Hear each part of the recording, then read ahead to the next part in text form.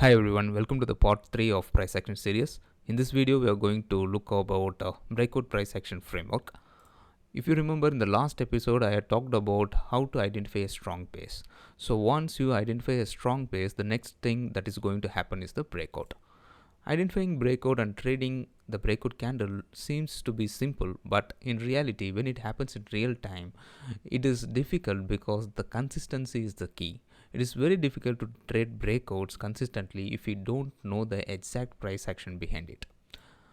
Also, trading breakout requires skill, experience and expertise, and at the same time it requires an all-round approach. You have to rely on market conditions and other things to be successful in the long term.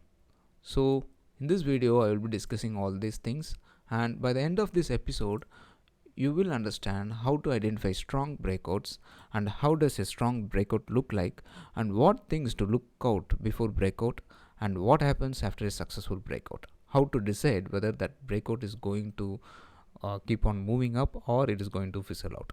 And at the end of this video I will also share my 5 set framework so that you can always be on the right side. So the first thing you have to look out is the strong close. Imagine these are the two candles of the breakout candle. The first candle ends like that and the second candle ends like that at the end of the day. So which one do you prefer? It is obvious, right? You will be preferring only the stock that has produced or printed this type of candle where the close is at the day's high, right? While here this has a strong wick around, so you will be discarding the stock, or you might consider that this stock might not work out in the future. See this chart below. As you can see here, this was a beautiful base that has formed, and after the base this stock broke out finally here. When it broke out here, you can see with a huge volume and the candle almost closed at the day's high, right? So this is what I am talking about. So the breakout candle should be a strong close, preferably at the end of day's high with huge volume. This is the first criteria you should keep in mind when you are trading breakouts. And the second point I would like to highlight is there should be low volatility before the breakout. Can you see here, this was a good uptrend and the stock went into consolidation zone, and before breaking out finally here there was a small 3 candles which showed low volatility.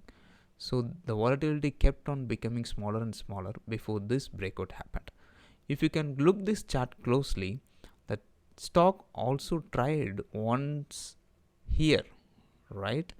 Before this breakout attempt it tried to break out here also, but if you see the previous candles were in a V-shaped recovery form. The stock went down and then the stock suddenly started to reach the resistance zone. Once it reaches, it started to come down, but here the stock gradually builds steam. It is not in a hurry, it builds steam and weaker hands are keeping on exiting. Okay, they will be exiting the stock because it is not giving the move it wants, and the institution starts accumulating over this zone, and finally the stock breaks out after a small volatility contraction. This is also a contraction of volatility. Not only Mark Minervini's VCP should be considered as volatility contraction. Any candle which shows smaller volatility should be considered. If you look at this candle, the daily range of this candle would not be more than 1%. So this will be around 1%, this will be around 0.75%, and this will be around 1.2%. So candles that are showing a daily range of 0.5 to 1.5% can be considered as low volatility range candles. Okay, so before the breakout, if there are 2 to 3 low volatility candles, then it can be a good candidate for the breakout. And as I said earlier, avoid breakout that in V-shaped manner. Can you see here, this was a good base after a good uptrend, but what was the problem here is once the stock reached a low here, it right away started to break out without any consolidation. While in the previous stock, if you see, before this breakout happened, there were 1, 2, 3 region of consolidation that took place. While here, there was no consolidation. It was a V-shaped recovery. So avoid breakout in V-shaped manner. And the third thing you have to look for is look for shakeouts. What is meant by shakeout? Can you see here? This was a beautiful base that was forming here, and the stock once attempted to move higher and then it came down. Okay, but it shook out lot of players here because the price went down below this pivot, and most of the weak traders would have exited here. The weak hands would have been exited while the institutions kept on accumulating, and the stock steadily moved up and then gave a breakout. So whenever you are looking for a breakout, if there is a shakeout prior to it, means a small shakeout prior to it, washing off the weaker hands, then that stock should be considered as a good candidate when compared to others. Okay, so always look for shakeouts. If there are shakeouts, try considering those stocks. And fourth point I would like to tell is follow through candles. What is follow through candles? Once the breakout happens, the candle should follow through. Can you see a beautiful base that has formed here? The stock broke out here, and the next day the stock followed through. What is meant by followed through? The stock went up and it closed at the day's high with increasing volume. This is called as follow through candles. If there are follow through candles, then it means that the stock is showing tremendous momentum and more follow throughs are going to come. As you can see here, once the follow through candle came here, the stock kept on went moving up, and it gave a fantastic move here, right?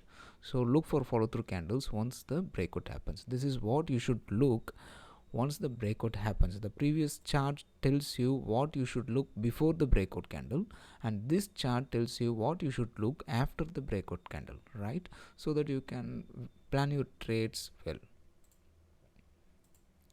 And this is another example of follow through candle. Can you see, after a beautiful basing here, the stock finally broke out here, and after the broke out, the stock followed through with heavy volumes, and then it broke out into new highs with a heavy volume over here, as you can see here.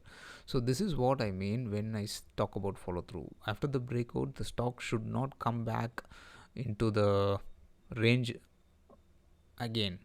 A healthy stock, a strong stock won't do that. Okay, so they never come back to the gate. They starts to move up once the breakout happens. And the market condition also plays a very important role that also should be considered. But when the market conditions are right and you have selected a proper stock, once the breakout happens, there will be follow throughs with volume getting higher and higher.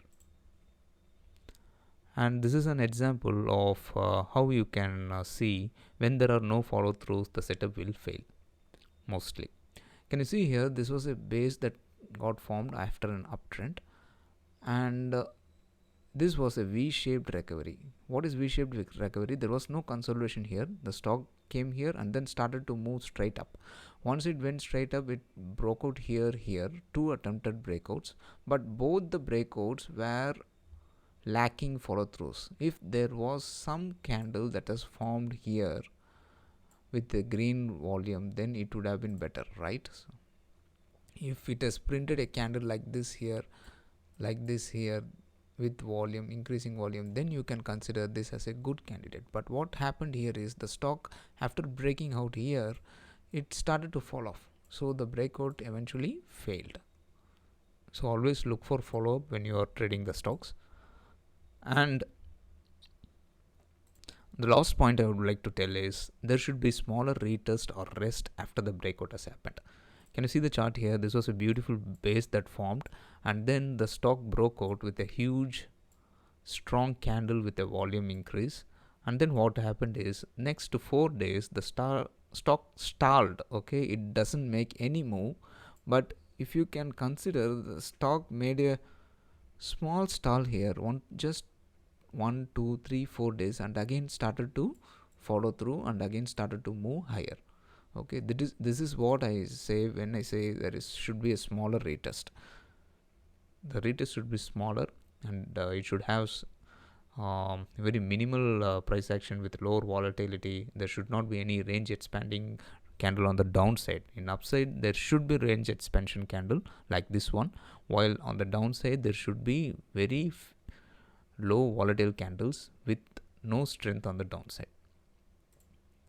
and I will show another stock with the same short-term reset. Can you see after this base the stock broke out here, and then after the breakout you can see 1 2 3 4 5 6 to 7 days of inside bars inside this big candle with almost zero red candles. Even when a red candle is formed, it is associated with a huge tail over there. So this is what you should be looking into when you are trading the breakouts. You should be looking for very strong stocks. The strong stocks behave in a particular way, and the way it behaves is the price action. Okay, you can understand it through the price action. That is why understanding price action is very important, and that is why this series is all about.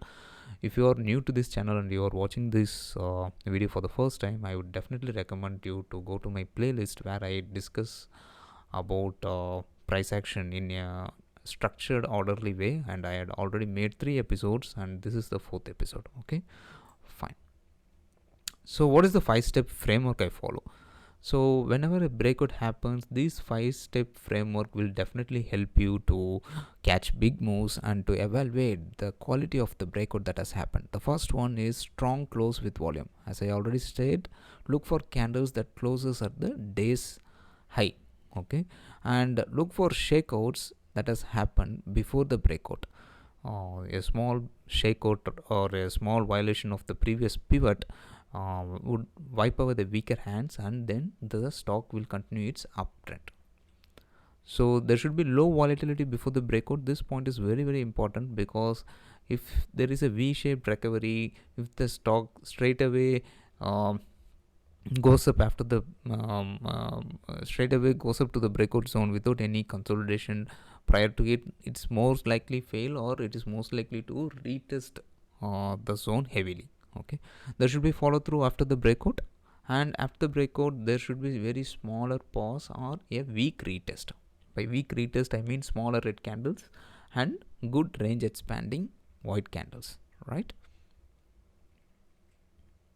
Other things to note, breakout trading won't work at all time, right? Any trading strategy will have its most profitable time, and it will also have some time frame or some duration where it won't work at all. Okay, so the situation awareness is very important. Whether the market is good or not, you should be evaluating that properly. If the market is poor, whatever the stock look like, even though if the stock looks very strong, even though if the breakouts are strong with heavy volumes, believe me, the stock will fail. 1 in 10 stocks might succeed, but the remaining 9 will fail. If you have read the book by William O'Neill, he has mentioned it several times that if the market condition is poor, you are not going to trade, you are just going to sit out. Similarly, the breakout trade won't work at all at poor market conditions. So kindly make this point clear, and look for breakouts near the all-time high zones. I had repeatedly telling this point in all my videos, because this is very important. You just ingrain it in your brain that whenever you are looking for breakouts, look for breakouts that happens near the all-time high zones, not at the bottom end of beaten down stocks. Don't look for breakouts over there, it's not worth it. While you have thousands and thousands of stocks, you just need a handful of stocks to make money in the market, right? Why do you want to go to the stocks that are being beaten down too much? Why you should not enter a stock that are already trading near the all-time zone and going to enter into the vision zone where the price has never traded, right? And patience, what by patience what I mean, some of the breakouts don't work immediately. As I showed in the previous charts, some stock will have follow through, some stocks won't show any follow through. Even though there is no follow through, you should be waiting patiently whether the stock is going to work or not, because even for 6 to 8 days the stock may do nothing, but again it will give you a wide range expansion candle on the upside. So you should be patient until your stop loss is being taken out, or the stock performs in a very poorly manner with wide range expanding candle on the downside with volume, or breaking the key moving averages, breaking the pivot, then you can consider. But before that, don't jump to the conclusion that the stock is not going to work unless it proves the other way around. Okay, the last point is avoid pyramiding. This is very important because most of the beginners on seeing the YouTube videos, they will be very much interested or inclined to add to the winners, right? Because most of the trading books out there tells that we should add to winners and cut the losers.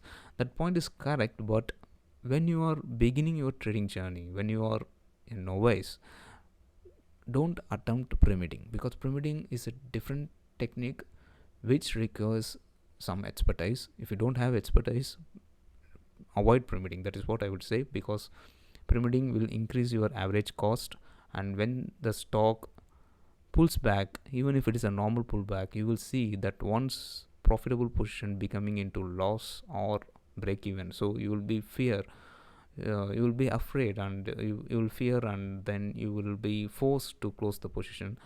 When immediately after you close the position, the stock will show tennis ball movement. The stock will start to go up and up, right? So avoid pyramiding when you are in initial phases of your trading zone. Okay, so that's it for today, guys. In my next video, I will be discussing about swing points, how to identify proper swings, swing highs, swing lows, and how to make major swings or minor swings, which swing points are very important, and how to read the market structure and ride the trend. Everything will be discussed in the coming videos. So if you like my video, kindly consider liking the video, sharing it, and you can definitely comment below the video. I will personally reply to each of your comments, because your comments make me to feel that I am not alone and my voice is being heard, right? That's it for today, guys. Thank you.